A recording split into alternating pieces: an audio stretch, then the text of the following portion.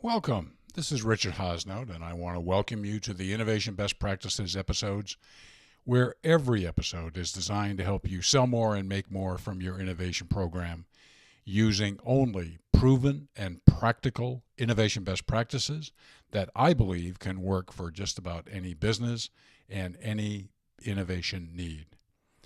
Boy, just hearing myself make that statement, if I were to write that out, that would be one of the longest run-on sentences ever. Anyway, I want to give a special welcome to our listeners around the world, now in more than 104 countries. Welcome back. We have some free offers and some expanded capabilities on my innovation business. First, the free offers. If you would like a free consulting session with me, just email me, which I'll provide at the end of this episode.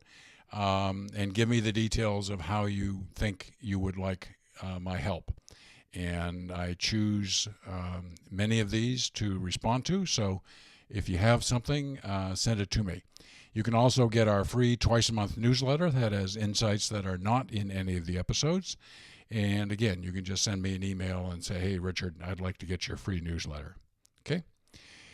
I've also recently expanded dramatically the capabilities of my Innovate to Grow Experts, that's i2ge.com website. And we're now offering the ability to double your innovation success. And we're, instead of just offering front-end innovation services where we go through the deep dive in vision and inventing product concepts, now have very, very robust capabilities to take it all the way to the marketplace. All of this is an effort in creating consistent sales and profit growth for enterprises, and you can only do that if you double your innovation success rate. And we're the only consulting company using the 6 most proven innovation best practices, and that's why we can help you to double your innovation success. So you can just go to the website, i2ge.com/double, and learn more. Okay. Today we're going to be talking about corporate life cycles in innovation. It comes from a book by Corporate Lifecycles. Very interesting book. It's a bit of an academic book because it's written by somebody from academia, but nonetheless, it's a very interesting perspective on enterprises. And the reason I'm sharing it is because innovation changes, the nature of innovation changes dramatically as you go through the different life cycles that a company goes through. So let's give you an overview. There are 3 groups of stages that include 9 stages in total of the life cycle development. The problems an organization faces at each step in the life cycle are very different, as you will see. The need for and importance of innovation also changes rather dramatically through the 9 different life cycle stages. So let's dive in. The first group of stages is called the growing stages, and the first one of those is called courtship, where, quote, the emphasis is on ideas and possibilities the future offers. This is an innovation-intensive stage. Building a high level of commitment is the key to success because when the organization is born, this commitment, or lack of it, is what will keep the company alive or kill it. High level of commitment. If you've ever been involved in a startup or had your own idea, you know what high level of commitment means. I hope you do. The founders of this new enterprise at the courtship stage their motivating goal should be to satisfy a market need, to create value added. Healthy founders are highly committed and at the same time have an eye on reality. They are committed but flexible. They learn from experience. It is not a healthy founder who says, I've got the original vision. Yes, we've learned some stuff, but damn the torpedoes, full speed ahead. Well, full speed ahead means there's a cliff ahead and you're going to go over it. Okay. Next in the growing stages, it's infancy. At this stage of the organization's life, it's not what someone thinks that counts, but what he does. Key characteristics include an action orientation, very few systems, rules, or policies, inconsistent performance, management by crisis, little delegation, and undercapitalization. If you've ever been involved with companies in the early life cycle, you know it can be chaotic. You can sometimes feel like you're more like a fireman, namely that you have to go put out the fire of the day, and all this sort of stuff. It can be exhilarating. It can be very frustrating. The amount of action orientation is what kind of keeps people going, the adrenaline rush and all of that going. It can be a lot of fun. Not all the actions turn out well. For a healthy infancy, there must be a realistic business plan, and cash flow must be monitored on a weekly basis. Cash flow is king, queen, prince, princess, all of it. Record-keeping focus should be on cash flow. It's the lifeblood that's going to allow you to pay vendors, pay employees, all that sort of stuff. The mistakes, some of them, are sometimes people get into short-term loans to keep the finances and cash flow moving. Yeah, short-term can be going off the end of a cliff and then selling at discount prices. Both of these are real watch-outs at this stage. The next stage is kind of like a infant mortality / gogo. The company either doesn't survive its infancy, or it transitions into a go-go stage. An organization will emerge from infancy and move into the next stage of the organizational life cycle when cash and activities become somewhat stabilized, somewhat predictable. There's a heartbeat, and it's a consistent heartbeat. That's kind of what you're looking for here. The founder wants to delegate, but without losing control. Good luck. The incremental distancing of the founder, along with difficulties of delegation, create a remote control embrace, which is the worst possible situation. It's kind of like a founder is damned if they do and damned if they don't, in many ways. And there's a balance here, and sometimes the balance is on a knife's edge. The founder has the vision and the commitment and is all in and all that sort of stuff. But as the organization grows, they feel a need to delegate some responsibilities and associated authority to other people who don't necessarily see the world the same way they do. And the founder becomes a bit distanced, and who knows what's happening. And the founder wakes up someday and goes, "You did what? Why? Why would you possibly do that?" And those are the sorts of situations that you find. So some factors that can potentially kill a company at this stage are a lack of consistency and focus, the fireman effect, if you will, constantly changing what's right and wrong. And if you're successful, arrogance. It can blind you. Arrogance and pride can blind you. Okay, in the go-go stage, where the idea is working, the company has overcome negative cash flow and sales are up. It appears that the company is not only surviving, it's even flourishing. This makes the founder and the organization arrogant, and arrogant with a capital A, close quote. Lots of challenges here. Priorities often are set by opportunities, not by the business plan. The actions are reactive instead of proactive. Lack of systems, budgets, and policies. A positive on the one hand, a negative on the other hand. Centralized decision-making are some of the challenges that a company faces at this stage. How it handles crisis and determines whether it lives on. So, crisis is is kind of like the litmus test here. Innovation at this stage is really about building on and going through some rapid iterations and changes based on feedback from the marketplace to the core product or service that the company launches with. Having a finger on the pulse of what customers are saying, what competitors are doing, and making sure that your product is not static. If it is, you're probably going to find tire tracks running over you pretty darn soon. So watch out. So innovation is still very, very important here, but at this stage, it's primarily focused on making sure that you're rapidly improving the product based on learning you're getting from the real world and marketplace that you didn't have when you started. Okay. Next, we move to the next group of stages, and this is the second birth and coming of age. And this stage is called adolescence. and its key characteristic is conflict and inconsistency. Key challenges that emerge at this particular life cycle stage are us versus them, old timers versus new people. Old timers are the people that were there in the beginning, and new people come in, and there can be clashes there. Inconsistent organizational goals, inconsistency in compensation and incentive systems can really set things in a not very good place. And this is where some professional management is needed, and a company needs to move from being opportunity driven to driving opportunity, being in the driver's seat as opposed to having the marketplace and competitors dictate things.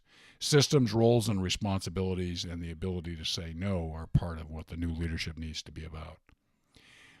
The key need here is to avoid a critical loss in mutual respect and trust among the formal and informal decision makers, and which can come out of the us versus them and old timers versus new timers and all of that. So the business is prospering at the adolescent stage. Again, innovation focus at this stage is still on keeping the current product viable, but they're now moving to, is the platform that we're on even broader? Are there additional products and services that we can build around this? And that's where innovation needs to be focused. The challenge here is that so much focus is on the existing business and making sales so that they can pay bills and all that sort of stuff, that any formal innovation program can really be put in the back seat. And that's a real risk at this stage. Okay. The next stage is the perfect stage. It's called Prime. The organization achieves a balance of self-control and flexibility. Vision and creativity flourish, satisfying customer needs, and it executes and it makes plans and executes plans and follows up on plans and produces some predictable performance. It now has a heartbeat. It's a regular heartbeat, and the company's in pretty darn good shape. These are the good old days. And the key challenges to be avoided at this stage are complacency and not enough well-trained people, because you're growing so fast. And relative to complacency, it's kind of like, well, the marketplace has validated our product, so we're good on the product front, and innovation tends to take a back seat. And this is where challenges can creep up on you. The marketplace has taken notice of your success. Competitors are going to react. They already have an innovation program to deal with what you're doing, and they're going to announce a product that is much better than yours, and you've been complacent, and you're going to wake up one day and you've got an absolutely thriving business, and the next day you can see the possibility of bankruptcy if the competitor is very successful. So that's why you need a constant innovation program, and at this stage it continues to build and strengthen the existing product, but looks for opportunities to expand the platform of services and products. The next is next and last group is called the aging organizations, and the next stage is called stable. And the key switch from prime to stable, the company is still strong, but it's losing flexibility. It's a process of increasing self-preservation and distancing from clients. This stage can often be mistaken for prime, particularly by those in the organization. It has the purpose, activity, integration, and administrative competency of an organization in prime. However, the energetic activity of entrepreneurship, proactive action is not there. The seeds of decline are not on the surface and are not seen by folks. This is, I've already alluded to it a bit. This is where complacency slips in, arrogance slips in, constant striving to be better and meeting customer needs takes more and more of a back seat. Innovation tends to not be valued for its importance in the organization. Sometimes it can be knee-jerk. Gosh, we gotta renew the spirit of innovation that started this company, and people wake up and find they don't have the competencies and really know what innovation best practices are, so it's not as easy as flipping a switch. So this is a challenging place to be for a company. The next stage after stable is aristocracy, and the key characteristics are money is spent on control systems, benefits, and facilities, building these, office buildings. It's, the company started in the garage, and they're now going to be in this new 10-story, architecturally impressive design building. Come on. More emphasis on how things are done rather than what and why, which is dangerous. Increased formality. It builds walls within the organization and a sense of don't make waves and very low internal innovation. Any attempts at innovation in the previous stage have sputtered out by now, and you're in a bit of a self-preservation mode here. Paranoia reigns. There's a lack of clear, precise, inspiring communication, and the focus is holding on to what we have, even though what we have is aging and becoming less and less relevant by the day in the marketplace. And at this stage, a company typically has lots of cash, which can often mean the company either becomes acquired or merges with another company. So it's a very interesting stage. The next two stages to round this out are early bureaucracy and bureaucratic death. It's where a company eventually goes out of business. And key characteristics are emphasis on who caused the problem rather than what to do about it. Seeking to put blame on people as opposed to shifting the focus to what do we do to fix this? I don't care who was the cause of this. We need to fix it. That's not an attitude that works here. Conflict and backstabbing are everywhere. Everyone lies low. The don't make waves of the previous stage has now become an ironclad sort of duck and cover. Internal turf wars, and the external customer is actually a nuisance. All the focus is internal. Even higher managerial paranoia. Bureaucracy runs on ritual, not reason. That's the way we've always done it. Why? That's the way we've always done it. And that kind of thinking just it kills initiative. It disconnects any passion and engagement that people might have for the business. At this stage, not surprisingly, there's no room for innovation. The focus is on preserving the past, not promoting the future. So, some concluding thoughts. In the early stages, innovation causes the enterprise to be born. It's what drives the initial conception. If innovation best practices are followed, a big if, innovation can help move the company through the early stages. If innovation best practices are followed in the prime stage and the initial core product is dramatically improved and entirely new platforms are established. If you don't do this, you're planting the seeds of future major problems. In the aging organization, innovation tends to be focused on small improvements in existing products, not continuing the successful innovation spirit that founded the company. So, well, if you'd like more innovation best practices, just go to my website, i2ge.com, letter I, number 2ge.com. On the left-hand side, click on the menu bar where it says DIY Innovation Training, Do-It-Yourself Innovation Training. A bunch of training programs will pop up. If there's not one there that meets your specific needs, just email me, and I'd be glad to tailor one to your unique needs. Here's what I'm trying to do with this program. I'm trying to make you innovation self-sufficient. So that you develop the internal capabilities and don't have to hire expensive consultants like me and others to do it for you. There's also another resource, is one of the 6 books that I've written and published. It's called Proven Practical Innovation That Delivers Results. It's available only at Amazon in paperback and Kindle versions. It's priced below my break-even cost, so it's a heck of a value. If you have suggestions, comments, or requests, and including the free consulting and newsletter, just send me an email to richard@i2ge.com. I look forward to hearing from you.